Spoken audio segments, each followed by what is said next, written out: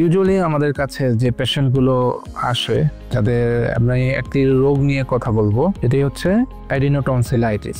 Usually আপনাদের বাচ্চাগুলো কিভাবে এই রোগে ভুগছে, সেই লক্ষণগুলো কিভাবে বুঝবেন সেটা আমি বলবো। যে বাচ্চাটার বারবার তার গলা ব্যথা এবং তার কানে ব্যথা হচ্ছে, তার নাক বন্ধ থাকা, নাক ডাকা, ঘুমের মধ্যে মুখ দিয়ে শ্বাস নেওয়া, মুখ দিয়ে লালা পড়া, এই যে লক্ষণগুলো, এই লক্ষণগুলো কিন্তু এই একটি অ্যাডিনোটনসিলাইটিস বাচ্চার এই লক্ষণগুলো বোঝা যায়। তো এই লক্ষণগুলো হলে আপনারা কি করবেন? এই লক্ষণগুলো হলে আপনারা আশেপাশে যে আমাদের নাক কান গলা বিশেষজ্ঞ আছে তাদের সাথে যোগাযোগ করবেন। ইউজুয়ালি আপনারা বাসায় কি করতে পারেন? আমরা একটা অ্যান্টিহিস্টামিন দিতে পারি, মন্টিলিউকাস দিতে পারি এবং হট ওয়াটার ওয়ার্ম ভ্যাপর নেওয়া যেতে পারে, অথবা স্টিম ইনহেলেশন আমরা যেটা বলি, স্টিম ইনহেলেশন নিতে পারবেন। ইউজুয়ালি এই পেশেন্টদের আমরা ডক্টরের কাছে আসে এবং সিভিয়ারিটির উপরে আমরা নির্ভর করি যে এটা মেডিকেল ট্রিটমেন্টে যাবে নাকি এটা আমাদের সার্জিক্যাল ট্রিটমেন্ট। মেডিকেল ট্রিটমেন্ট আমি প্রথমেই বলেছি যে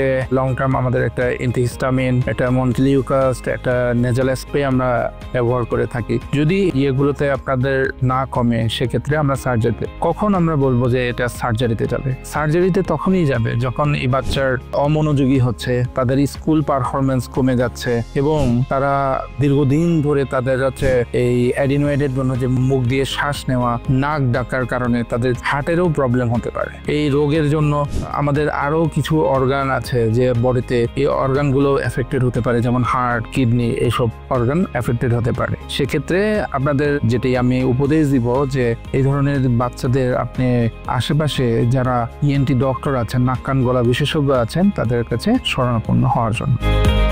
আমি ডক্টর মোহাম্মদ নুরুল ইসলাম, আমি নাক কান গলা বিভাগে কাজ করছি বাংলাদেশ মেডিকেল কলেজে। আর এখানে আমি আসি প্রতি শুক্রবার লাবিদা হসপিটাল, সকাল 10টা থেকে বিকাল 5টা পর্যন্ত এখানে আমি রোগী দেখি।